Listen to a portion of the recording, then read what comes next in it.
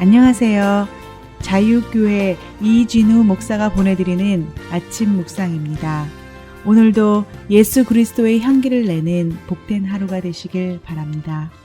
4월 1일 목요일 아침 묵상입니다. 오늘은 그 중에 가난한 사람이 없으니 라는 제목으로 사도행전 4장 32절로 37절 말씀 묵상합니다. 믿는 무리가 한 마음과 한 뜻이 되어 모든 물건을 서로 통용하고 자기 재물을 조금이라도 자기 것으로 하는 이가 하나도 없더라. 사도들이 큰 권능으로 주 예수의 부활을 증언하니 무리가 큰 은혜를 받아 그 중에 가난한 사람이 없으니 이는 밭과 집 있는 자는 팔아 그 판 것의 값을 가져다가 사도들의 발 앞에 두매 그들이 각 사람의 필요를 따라 나누어 줌이라. 구브로에서 난 레이족 사람이 있으니 이름은 요셉이라. 사도들이 일컬어 바나바라 번역하면 위로의 아들이라 하니 그가 밭이 있음에 팔아 그 값을 가지고 사도들의 발 앞에 두니라. 사순절 38번째 날입니다. 계속되는 고난주간 그리스도의 고난을 기억하고 각자의 방식으로 동참하시길 바라며 아침 묵상 시작합니다.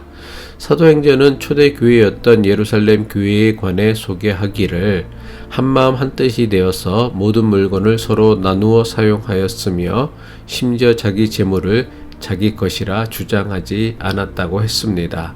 사도행전 4장 32절이죠. 믿는 무리가 한 마음과 한 뜻이 되어 모든 물건을 서로 통용하고 자기 재물을 조금이라도 자기 것이라 하는 이가 하나도 없더라.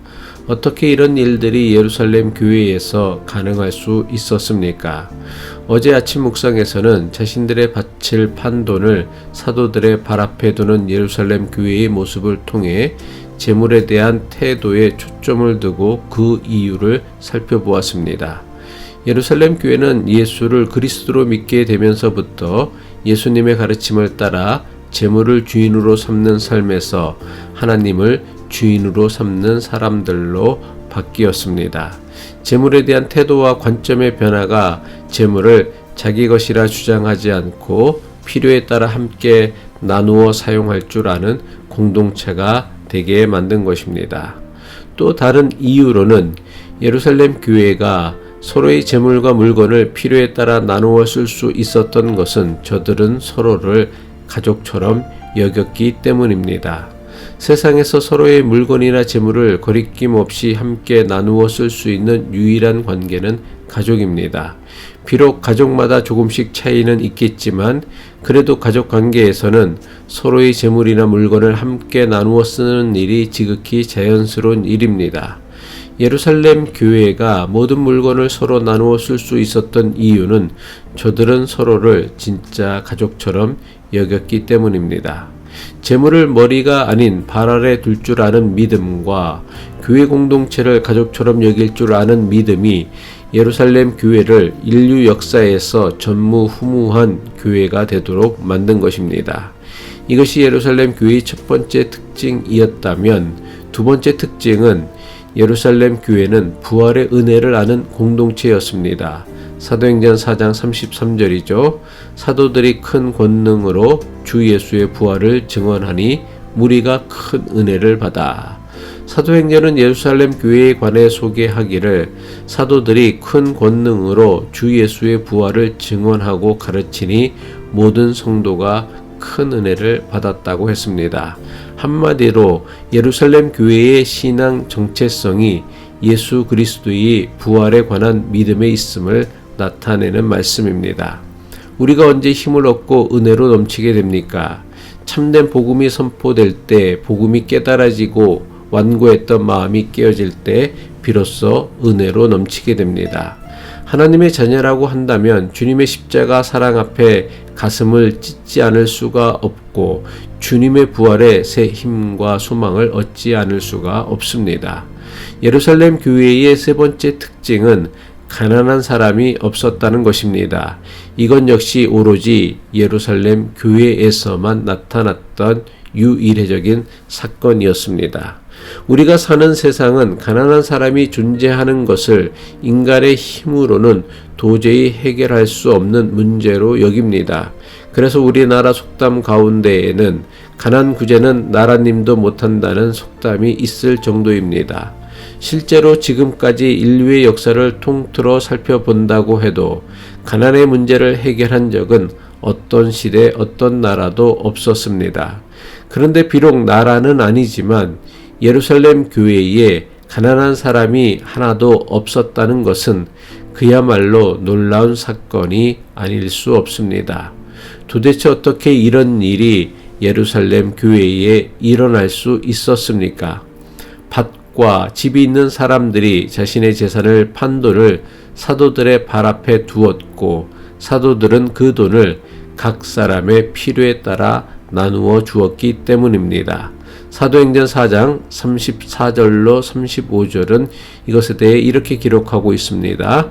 그 중에 가난한 사람이 없으니 이는 밭과 집이 있는 자는 팔아 그 판 것의 값을 가져다가 사도들의 발 앞에 두매 그들이 각 사람의 필요를 따라 나누어 줌이라.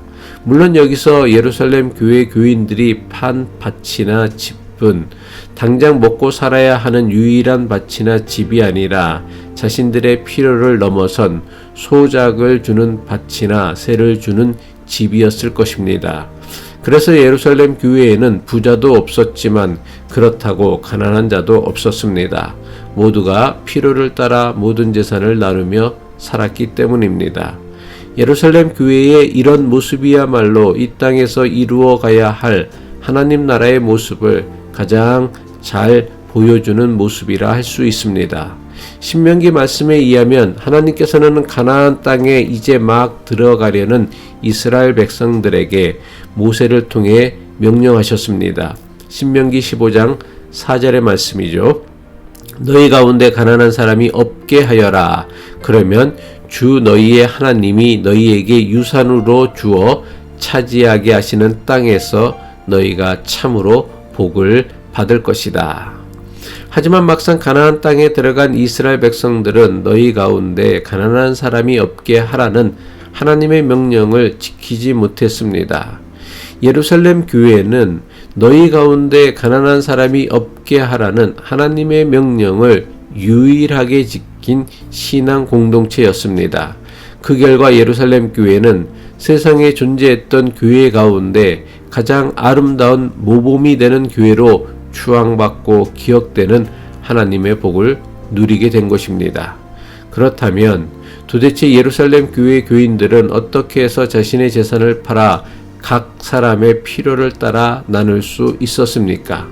어제 아침 묵상에서도 살펴보았지만 예루살렘 교회 교인들은 재물이 있어야 할 위치를 정확하게 분별하였던 공동체였습니다.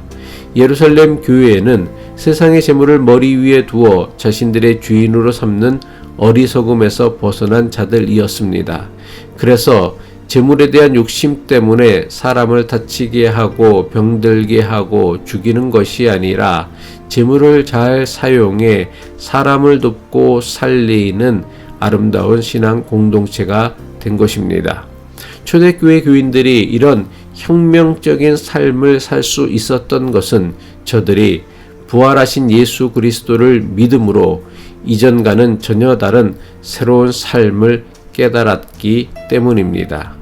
구원의 은혜란 일시적으로 가슴이 뭉클해지거나 잠시 눈치올이 뜨거워지는 감정의 변화를 의미하는 것이 결코 아닙니다.